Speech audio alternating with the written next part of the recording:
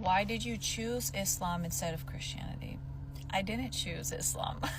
I started reading about it with my still Western Islamophobic bias very much intact. I am still bewildered and humbled by how all of this even came about. I was actually studying Christianity prior to opening up a book about Islam, because there's a lot within the prophetic tradition, the Abrahamic religions, that I agree with and I resonate with and I hold in high regard.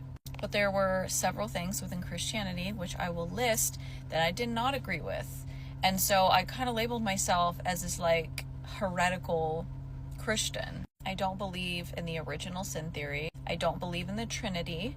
And I don't believe in the penal substitution theory, which is essentially the notion that God needed this like ultimate sacrifice to atone for his wrath against humankind for being so wicked. The Islamic worldview, when it comes to all of these issues, align a lot more with what I believe. And then beyond that, after I started reading the Quran, I did believe that the Quran is a continuation or a course correction for Judaism and Christianity. And the word Muslim means to be in submission to God, and the reason that Islam calls it reverting instead of converting is because they believe that everyone is born in the state of submission to the will of God, just like everything else in nature. And I do agree with that as well.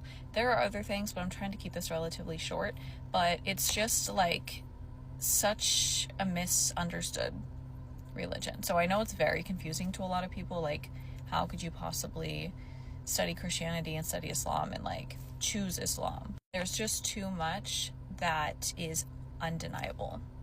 Like that's the short answer. Like there is too much that cannot be denied.